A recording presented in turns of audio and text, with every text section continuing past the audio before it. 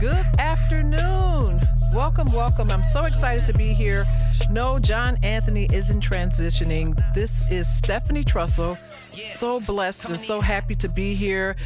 Hoping that no one will hear my voice and say, I'm turning it off. I love John. That's all I listen to. Give me a chance. I guarantee you we're going to have some fun. I'm glad the Facebook Live wasn't up yet.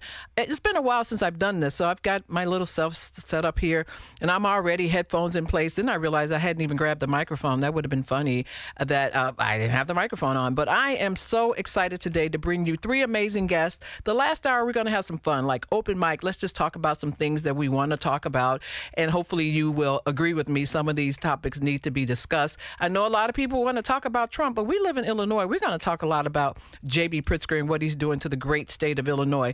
Well, I love to start the show off with information, with light, with hope.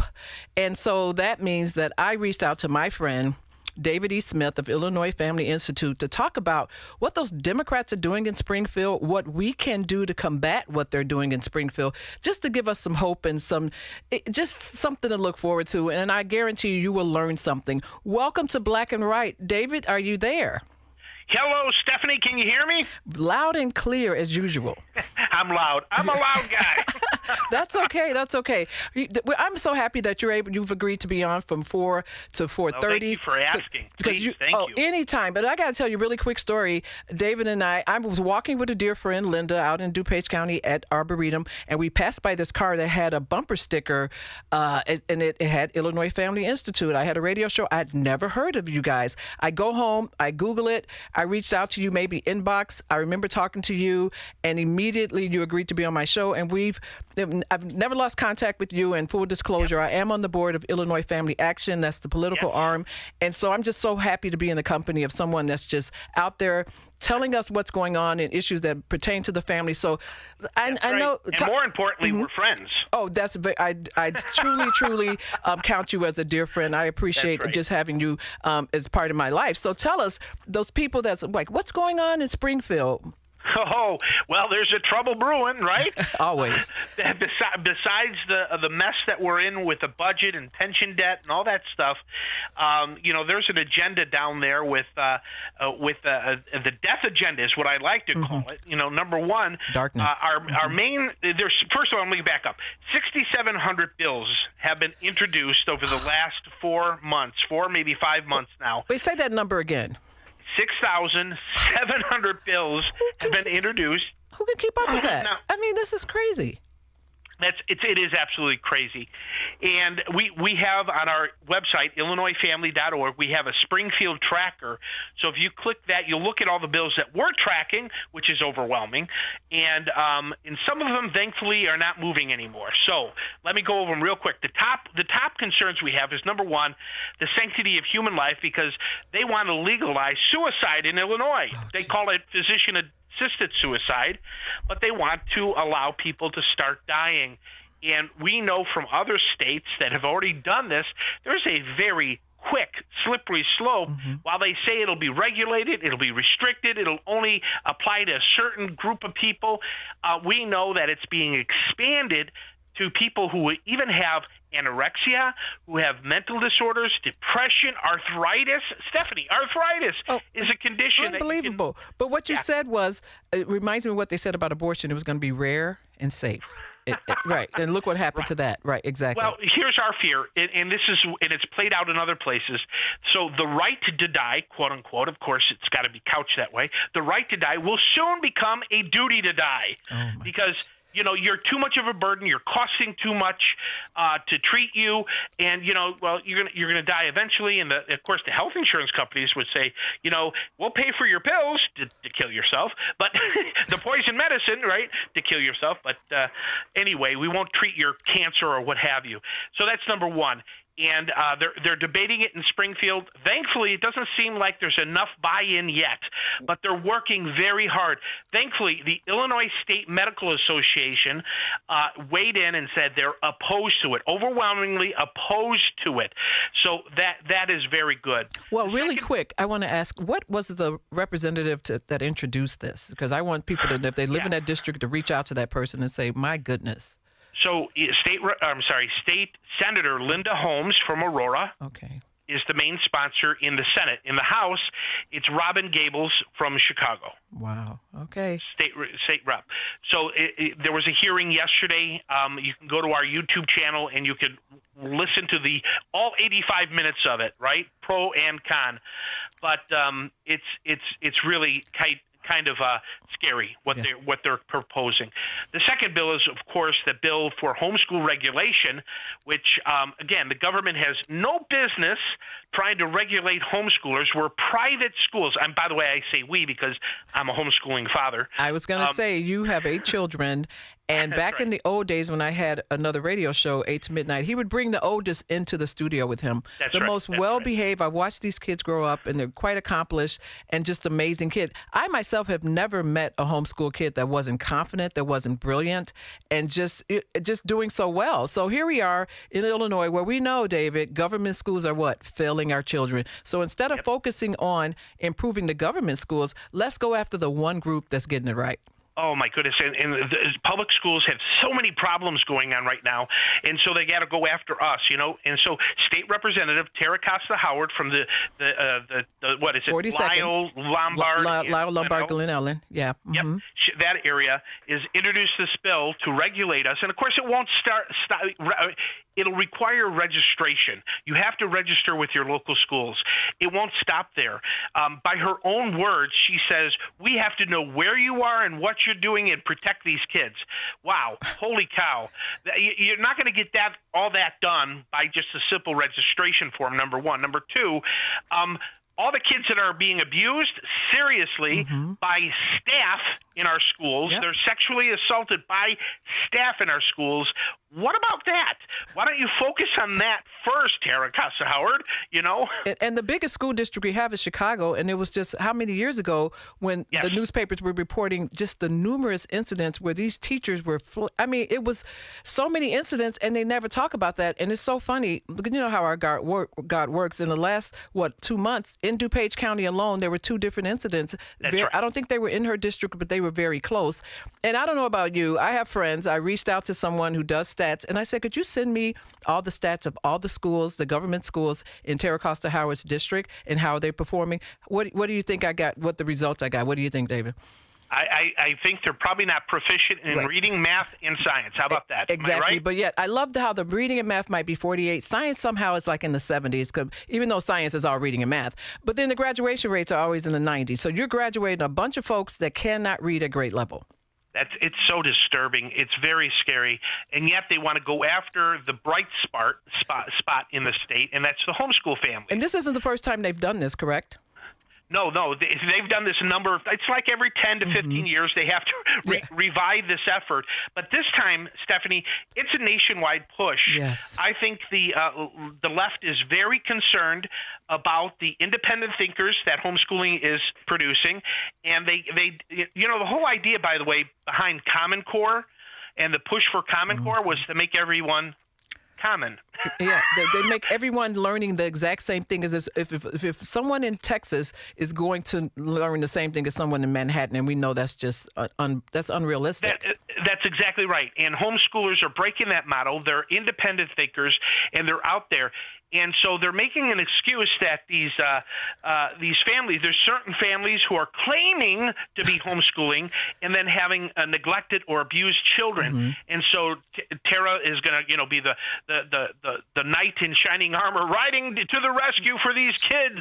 And yet, what do we know about the DCFS in Illinois? Could you imagine putting yet another burden on DCFS? They can barely they're not even doing their job well. And if you're ever in Springfield, when I walk by that building, I stop and pray because I just think about their one job is to protect children and remove them from unfortunate situations, and they're failing at that horribly. And I just can't believe that they're going to make sure that homeschoolers aren't abusing their children. So people think this bill is dead, and and it's not. But we know Democrats, nothing's ever dead. They will keep. They might lose a battle. You never say dead in Springfield. If no. you don't believe in the resurrection, then go to Springfield because things get resurrected there all the time. So what is the status? Because they didn't really realize, David, they poked the wrong bear. These homeschoolers showed up, and as they say in the hood, showed up and showed out to leave us alone. We just want to educate our children, not only with a classical education, but also the values that are important to our family. That's right. So I've heard that 5,000 to 8,000 people showed up, multiple days during the hearings down there in Springfield, and really made an impact on some of the lawmakers. Now, there's a bunch of them that are on the fence, so we've got to continue to work this bill and make sure that the state lawmakers don't get swayed to the other side. And what I'm excited about, there's a state rep, LaShawn Ford, who I had a relationship with when I had my show, and he's a good Catholic boy, and when I heard that he was coming out saying, no, this isn't good, he went to Catholic. And we are back. I promised not to break the show, and I broke the first break because I'm used to weekends being a mushy break in the middle. I didn't know it was going to be a hard break. We're going to get better at that. I'm Stephanie Trussell, so blessed to be in for John Anthony. Producer Paul is already earning his money, trying to whip me into shape here to make sure that when he gave me a nice note telling me when the breaks are, but I thought it was a mushy break. So happy to be here today for the hardest working man in radio. That's John Anthony. So on the line, David Smith of Illinois Family Institute. If you don't follow them, you better get on it right now, because as David said in the first segment, there's so much going on in Springfield, a regular person can't keep up. 6,700 bills in the last 4 months, did you say, David? That's correct. Yeah, this session so far. Yep. It's like their job is just to keep introducing bills, and so we get bogged down and we can't pay attention to what's going on. Yeah, because, the size of government has to get bigger, Yeah, you have to justify their existence. And so that's right. I would think you'd get there, you want to enforce the laws we have and try to eliminate some of the problems. And we know, Illinois, we love Illinois. That's why we're here. And if you're here and you got to fight for it. But it's a great state, but unfortunately, the way it's run, people can't get out of here fast enough.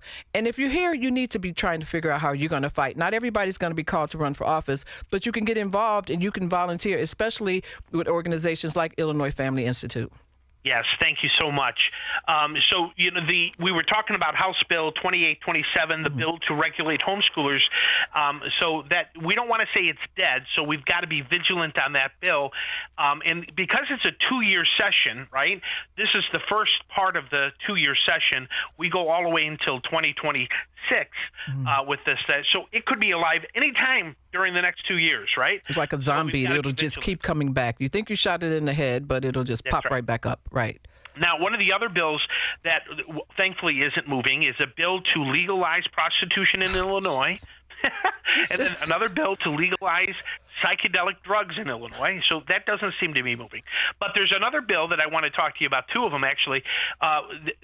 Senate Bill 1560 would mandate mental health screening of kids in government schools from 3rd grade on. Mental health screening. Now, some people say, "Oh, that's not a big deal. We want our kids mentally, have mental screening, make sure they're healthy, especially with all the things that are going on today." But here's my question, and our question to all of the state lawmakers down there is, whose definition of mental health? Yeah, that's pretty. Yeah, I don't know. Right? Who's going to decide who needs help and who doesn't? And they might base it on your values. You might be saying that this is what we believe. Well, something's wrong with you if you're not more accepting. Who knows? Conservatives believe in border control, so they call us xenophobes. Exactly. Isn't xenophobe a mental illness? Right? It could be classified How about those as such. who don't want boys running or playing in girls' sports? Then we're transophobes, right? Yeah, they'll be giving us all kind of labels and conditions, exactly, and suddenly you're labeled mentally unstable. Well, Representative Kelly Cassidy yelled at Representative Travis Weaver the other day because he complained about a boy winning a girl track meet, and she said that basically, paraphrase, he's a pedophile because conservatives like you and I are focused on kids' genitalia. Are you kidding me? You got to watch this video. Go to Illinois Family. Did you post it on your page or at Illinois Family Institute page? It's on Illinois Family's Facebook page, Twitter page, all of our social media. And it's just, we're not the ones focused on it. And every time we're Christians, we're called to love people no matter what. We're trying to be more Christ-like. And we're not going to always get it right. But whenever they get up with these passionate speeches, trans kids deserve this. And I always keep thinking, why do we take the word trans out of there and put biological girls? Don't they deserve an opportunity opportunity to perform, to be safe in the spaces, because there used to be these spaces where girls could feel safe. Now they're putting biological men in those spaces and telling them something's wrong with you for feeling uncomfortable because this person is in your space. And out there in Naperville, that kid that's running, he runs across the finish line, and you can go 1 Mississippi, 2 Mississippi, 3 Mississippi before a biological girl even comes in second. And I didn't homeschool. I wasn't smart enough to do that, but my daughter was a 3-sport athlete, and she went to state 3 times or 4 times for track. And I keep thinking, in her conference, if one biological man had decided that he wanted to be running the girls' track meet, she wouldn't have probably gotten the opportunity to run in those meets. Yeah, exactly. We got to speak up. It's not fair. The girls that finished second, third, they should have finished first and second. And think about, something that we never think about. The left seems to go for who's the most marginalized. So let's say there's a young woman from the city, first opportunity to go to college in her family. That's right. She's going to get a scholarship for basketball or for track. And then there's a person that identifies as a woman who might be middle class and could write a check for college. And he will beat this young woman out, a biological woman who's worked hard. Her parents got her up every weekend to go to her track meets, to train and get her 100-meter dash down to 10 seconds or whatever. And this person comes along and does it in 9 seconds or whatever, just without even any effort. Because I hate to break it to everyone listening, but boys are stronger than girls. Well, let me plug our banquet coming up on November 7th. Oh my goodness! Thank you. You got to talk about that. Riley Gaines is a hero. Yes. For standing up for women and women's rights, women's sports, and you know what? They're private spaces too. Who wants to dress in a locker room with a intact biological male? Not a girl, at least. Most women would be uncomfortable about that. And when you listen to those people that were on the team at the time, and I've heard radio hosts say to them, in addition to Riley Gaines, she was very vocal, but they said, why didn't you say anything at the time when that was happening? And they finally kind of pulled the curtain back and said there were so many girls on the team that were for it. They were like, this is great. Mm-hmm. Can I also give a shout out to Shannon Adcock in Awake, Illinois, because they're filing federal complaints against these schools for violating Title IX policies. And that's what that generation, a little bit older than me, you hear women that said, I wanted to run this and I wanted to play that, but there wasn't an opportunity for girls. Yeah. Title IX was this light that just, finally gave them the right to do what the boys were doing. And now we're willing just to say, forget Title IX, and there's no such. Right. It's absolutely corrupt. It doesn't make any sense. Sad. And we have to, and they shame us, David, like it's something wrong with us for speaking up for these young ladies. That's what Kelly Cassidy did. She wanted to shame people. She wanted to silence people. But we can't be silenced. We need to speak the truth no matter how zealous and passionate the other side is about their lies. Exactly. Well, one thing that we've had a few years now to look back on this, the results of this, but tell us how wonderful it is and how harmless it is to legalize marijuana, David. Isn't it just like a vitamin? It's just so good for you. It's natural. So we just had 2 situations. We had 22 kids in a Chicago elementary school who had to go to the hospital. Sarah Costa Howard, go there and protect them. But go ahead. Yeah.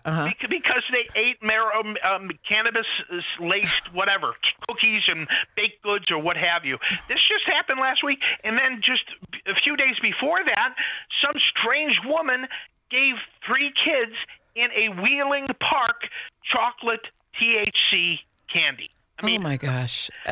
It's just including a 2-year-old, Stephanie. There was a 2-year-old.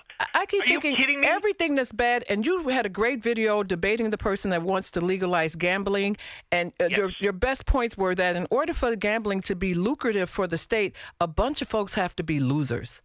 Everything that's going to make us just this, we might as well turn it to Vegas or something. To legalize prostitution, legal pot.